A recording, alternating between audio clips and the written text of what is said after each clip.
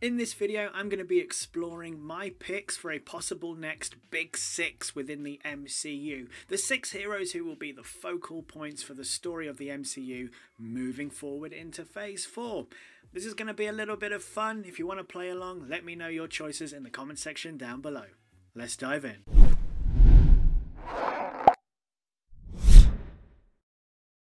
Welcome back to Hakuna MaChatter, your place for everything positive in diversity and representation in film and TV.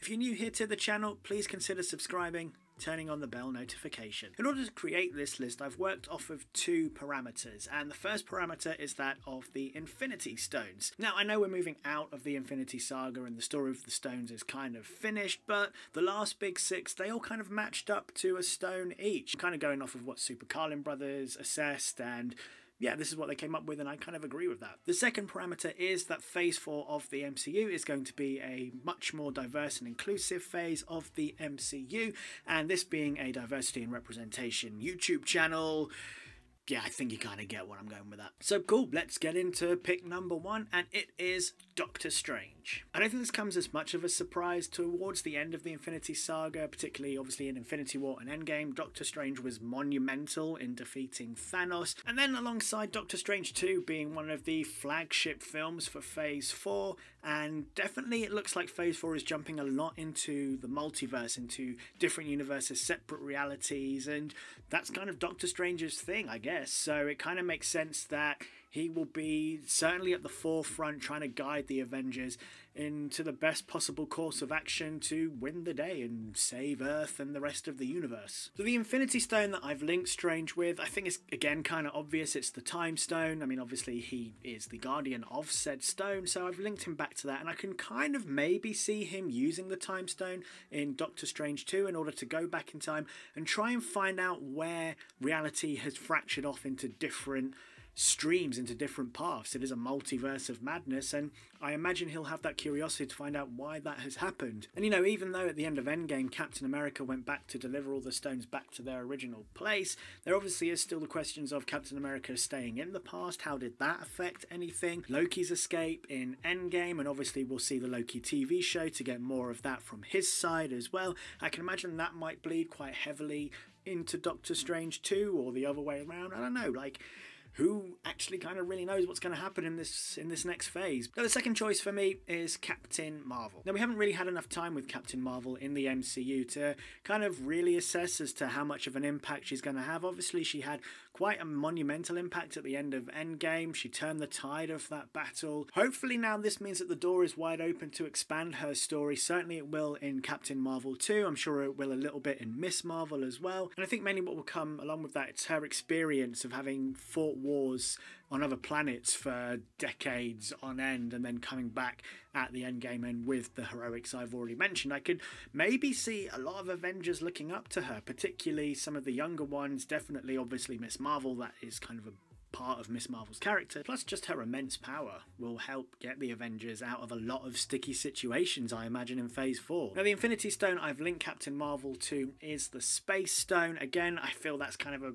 obvious choice, really. It's the stone that gave her her power. She spent a hell of a lot of time in space in the interim of Captain Marvel and Endgame, and I kind of feel that going forward into the MCU, that I know a lot of people, or a handful of people, have wondered if Phase 4 or maybe Phase 5 will head into Civil War 2. Obviously that was a comic run. A lot of what's happened in the MCU already has kind of deviated away from the exact plot line of Civil War 2 in the comics. Like they did with the first Civil War, I'm sure they can fine-tune it to fit the MCU, and I can kind of maybe see that happening here, that maybe some of the Avengers will get a bit annoyed with Captain Marvel because she's always off in space fighting there rather than helping out her native Earth, and maybe, you know, something happens, a little scrap breaks out, and Captain Marvel's power maybe could lead to the death of one of the Avengers. It could lead to the death of the public, and so then for that reason the Avengers are asked to capture her and get her under lock and key,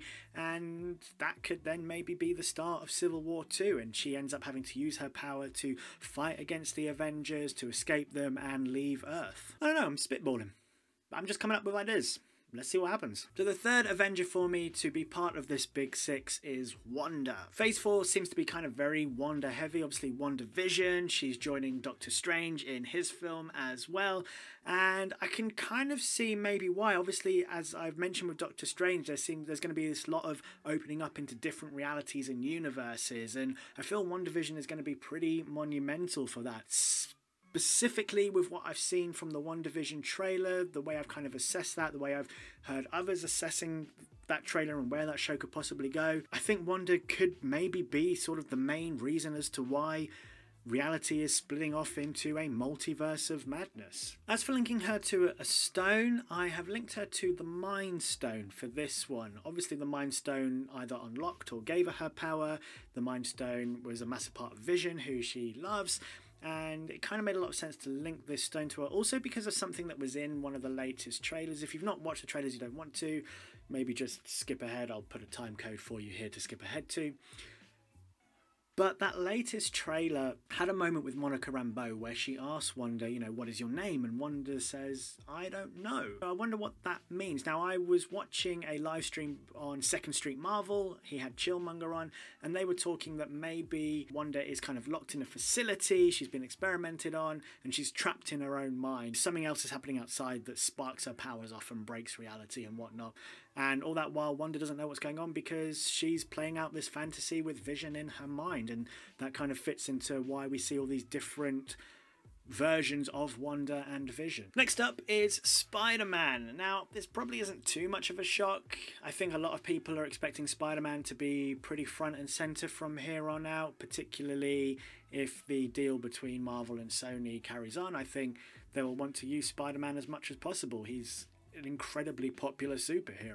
I don't really see Peter Parker, this version of Peter Parker, as much of a leader, but certainly someone that could be at the very center of the story. And certainly with everything we know about Spider-Man 3, or everything that I guess is rumored about Spider-Man 3, it kind of fits into a lot about what I've said with Doctor Strange and with Wanda.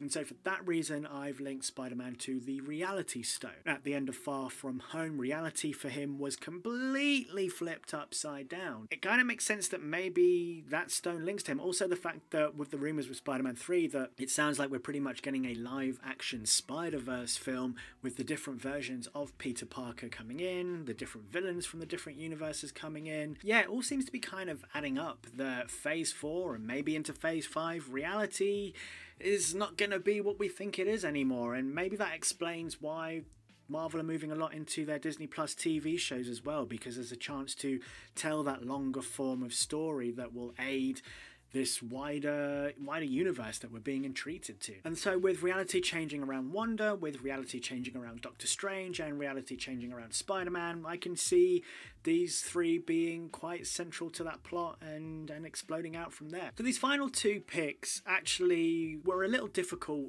in a sense of I wasn't sure who to fill in for place number 6, and also choosing the stones. I had to do a lot of mixing around. The first 4 felt really obvious to me. Yeah, it was difficult. It's mainly because of T'Challa no longer being in the MCU. I thought that T'Challa and Black Panther was going to be one of the big 6, and obviously that's not going to be the case. My next pick, number 5, is Falcon. Now, Falcon has the daunting path ahead of him of taking up the mantle of Captain America, and I kind of imagine that a lot of Falcon and the Winter Soldier, in particular obviously Falcon's storyline within that, will focus around Sam Wilson trying to live up to the pressure of donning that mantle, and maybe by the end of the show he will now feel fully comfortable and he will be Captain Falcon.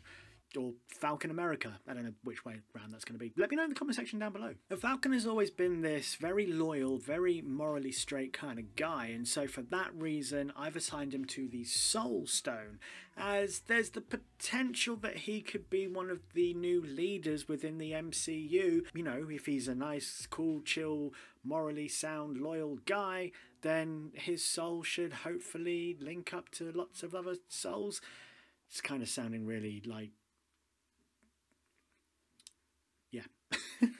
But with that in mind, with him being the leader and with him being respected by a lot of the team, I wonder if that's where the conflict could lie going forward for Sam Wilson. And I wonder if he might end up being Captain Marvel's antagonist in a possible Civil War 2. He won't want to necessarily fight against a fellow Avenger. Like, I don't think he ever really wanted to do that in the initial Civil War. We look at the reaction to when War Machine fell out of the sky. Like, Sam was one of the first on the scene, obviously with Tony, to make sure that Rhodes was alright. I can kind of see that maybe, you know, as I predicted, Captain Marvel's power might, you know, get a bit too much for everyone to handle, and Sam will be the one tasked with having to lead a team to stop her. That makes me wonder if the Sokovia Accords are still in play, if they're still a legally binding thing. Obviously Sam originally didn't want to sign the Sokovia Accords, but maybe something in Falcon and Winter Soldier means that he has to sign them if he wants to keep operating. If he wants to operate as the mantle of Captain America, you know, maybe there's the pressure on him that he has to sign in order to get rid of that criminal record on top of him, so that then maybe the public are like, yeah, look, maybe you helped save the universe, but you're still a criminal, buddy. I don't know. If you have Sam Wilson in that place, there's this loyal guy who's then kind of put in front of him, do I follow the duty that's been assigned to me, or do I stay with my, you know, my morality and not fight against someone who was in this massive battle with me? That could add some interesting layers to Sam Wilson that we're yet to see, but will certainly be explored going forward. My final pick is Shuri as the Black Panther. Obviously, a lot of fingers are pointing towards Shuri taking up the mantle of the Black Panther, following on from her brother and being the Queen of Wakanda. Now, I've really not spoken about this topic at all, publicly at least anyway, because I wanted to see what Feige said first about the character of T'Challa,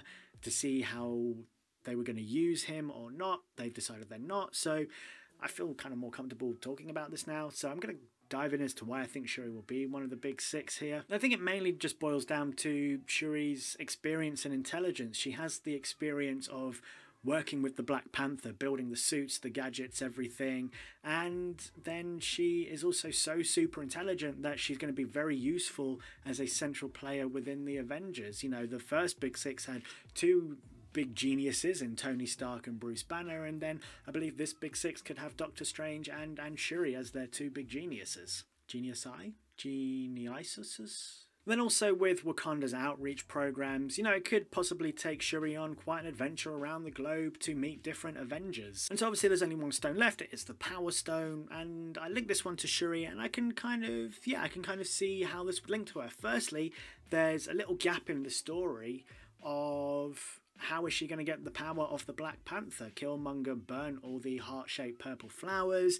So will the power within T'Challa be extracted in the interim? Will there be something within the film itself that they're able to take the power from T'Challa and pass it on to Shuri or onto someone else, though Shuri? And then there's also that thing of, will she take to the throne as Queen of Wakanda? Obviously, they usually have the ritual combat, but will something be in place instead that the tribes all agree that it should stay within that family, within that bloodline, and it passes down to Shuri, and then she has to deal with the power of being queen, the challenges to those powers of being queen.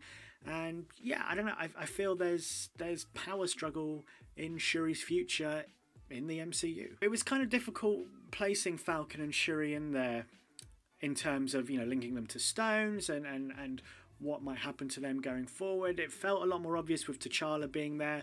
I would have certainly have linked T'Challa with the Soul Stone, I think, and definitely having him as a big six. Also, not just him as a big six, but him as a big three as well. And I wondered if it, you know, the big three going forward were going to be Doctor Strange, Black Panther, and Captain Marvel. I kind of still wonder if it'll be Doctor Strange, Captain Marvel, or Falcon. I think that's my, you know, that would be my pick to be them, but everything I've said in this video and the way that the story will probably line up, we're looking mainly at Doctor Strange, Wanda, and Spider-Man, so who knows? I have absolutely no idea where this is going to go. I just wanted a bit of fun to talk about the MCU again, and yeah, I think that has been done. But let me know, like, do you agree with my picks? Do you think maybe someone else will come in and be part of the Big Six? Obviously, I've not mentioned Ant-Man, the Wasp, Thor. We have the Fantastic Four coming in. We have Guardians of the Galaxy are still about. So maybe someone from that list will be in the Big Six instead. Obviously, Thor was originally part of the Big Six, so maybe he still will be. But let me know who you think, and if you want to link them to a stone as well, let me know. I'd be really interested to hear everybody's thoughts. So for more MCU related videos, click here. You can see the Disney Plus shows in the MCU that I'm really looking forward to, and click here if you want to check out my diversity heroes, the people within Hollywood and UK film and TV industries bettering diversity and representation. If you're a real big MCU fan, you'll see some familiar faces in there. And make sure you subscribe, clicking that button there. Until next time, Hakuna MaChatter.